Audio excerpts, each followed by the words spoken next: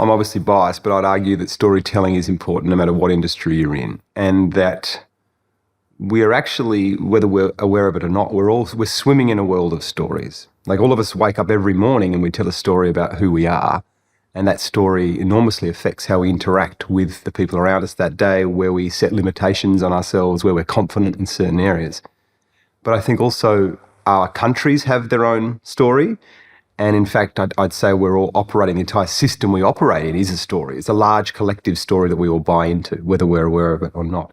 In this moment right now, I think the stories we tell have never been more important in terms of the collective old story we've been telling, I think, is starting to unravel. I think we can all feel that, whether it's cost of living or geopolitical tensions or the climate, whatever it is. The story's not serving us anymore. So what is the new story we need to start telling? And in order to tell that story, that's where it is incumbent on businesses to think differently about how they do business, because the old way hasn't served us as well as we would have liked. So it's so important, I think, now for a business to think, well, how are we going to be a part of this new story? What's our role in creating this better world that is kinder to the planet, probably more considerate of each other? That's a world we all want to move into. And I don't think we're going to get there with stats and graphs and statistics. That's not how humans have evolved. We need to relate emotionally, and that comes through stories. So we still need the facts. They're important, but they need to be encased in narratives that stir people and move them. And I think that's where the great storytellers have always succeeded, and probably great businesses have always succeeded, is their set of values are very clearly articulated in the story they tell as a company. The businesses I've met that I feel are doing really well, or that the staff are really proud to work for, are rethinking some of those questions and saying, well, who has a voice within this company? Is it just a very select few of people at the very top that get to govern here? Who actually owns and runs the company? That's a big question to ask. How do we shift some of that? Where are the majority of the profits going? Are they just going to shareholders, or are we starting to think more laterally about money that can go back to the environment that desperately needs it, some sort of social aid? Like that kind of rethinking, it's not a huge step, but if enough organisations do that, then we're going to see fundamental change. And then you get the stories on a much more radical view, whereas I just did a project recently where I took a group of children around Europe, and we met a company, the first in the world, who have put nature on their board. So nature is a board of directors, and nature is represented by a group of ecologists and environmentalists, and every key decision they make as a company has to be considered by nature. And it's changed their packaging, it's changed their supply chains, it's changed all sorts of things, because suddenly what we see as an externality currently in the system, we don't really value or understand nature, is brought bang right into the boardroom. So that's on the more extreme end, but that's what some people are starting to think right now. Like, how do we tell the new story? They're almost going further than that and saying, yeah, we've ticked all the boxes, the ESG, everything's looking rosy there, we've got our sustainability, but is that enough? And I think all of us deep down probably know that, are we doing enough? We can say all these things, we can offset our emissions, but actually is that helping the problem in the ways that we want to? How can we think even deeper around that? And that's where these people have stepped in there.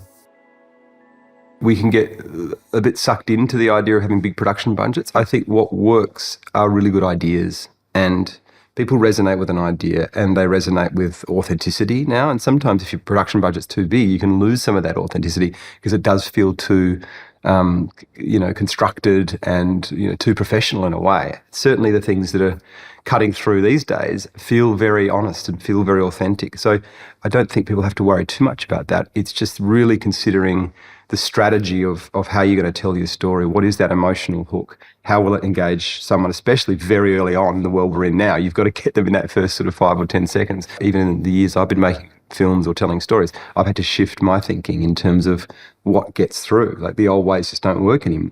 You have to think about different styles to cut through.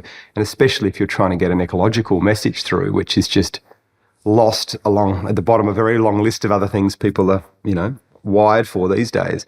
So yeah, it does take some really different thinking. But I think that the number one thing I'd say is people are sniffing out authenticity more than ever. And they can sniff if you're not being genuine, especially around some of your credentials around environmental issues or something. People are savvy, and the younger generation are so switched on, far more than most adults now. And they know when you're telling the truth and when you're just trying to mislead them. When anything new comes along, there's a lot of jargon around it too, and there's a lot of language that just switches people off completely. So again, that's being really careful in terms of how you relate and what people are going to connect with. And certain words, I get frustrated even in the community I work with when we keep using words like anthropogenic or negative emissions or net zero. Like, no one knows what that means, and it's certainly not tangible. What do you do? I can't wake up in the morning and be net zero. It's really difficult for people to grasp. So that's no one's fault. I understand why we've got there, but I think it has been failing in a way that we haven't been able to bring more and more people along for the ride, because we haven't thought through of how do we communicate this stuff. People don't care about statistics or graphs. They will care about them if they understand how it's going to affect their lives and how it's going to affect their community or their children. I think we lose that sometimes. We get too dry. And I think that's a lot of the work I do, is how do we show what life could look like on the other side of tackling these crises. So it's not about depravity and stories of sacrifice and all the doom and gloom. It's like there's actually an incredible opportunity here to build a much better city, community, way of living. And because most of us are feeling the pressure of the current system, we're not happy with it. We're not happy with the direction we're heading in. So there's an opportunity to unite a whole lot of people and say we can actually do it differently and it's going to be better. So that's not graphs, that's evocative, that's emotional, that's going to those core values that connect us all, no matter what your political leaning is. We all value very simple things when you get down to it. The work that I do in my company is that we make films, but then we raise money through philanthropy and other areas, and we then create impact campaigns. So we take the film, we do curriculum materials, we do policy documents, we create ways that the film can be used to enact change. And the problem we had early on was that the people giving us money would say, yeah, but how do we measure this? How do we know that our money's gone somewhere? Because it's not the same as a financial metric, which is quite simple. How do you measure the social impact of something? So we sort of developed a different way of doing this. It might be, how many students have been taught the curriculum materials, how many, if you're trying to impact, say, particularly farmers, we work with a lot of farmers, how many of them have engaged and read the materials and started to enact change, or just finding different ways that are more tangible, like this, the seaweed hoodie we just co-produced with AIM Network.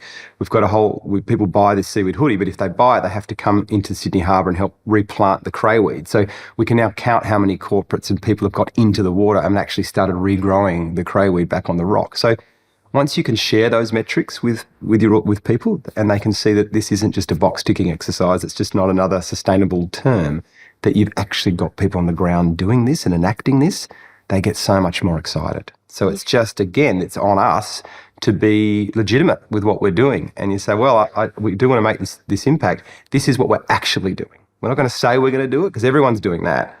Here's our evidence that it's actually happening, and we are regrowing, replanting, whatever it might be, helping children, that you can actually show and film it for real.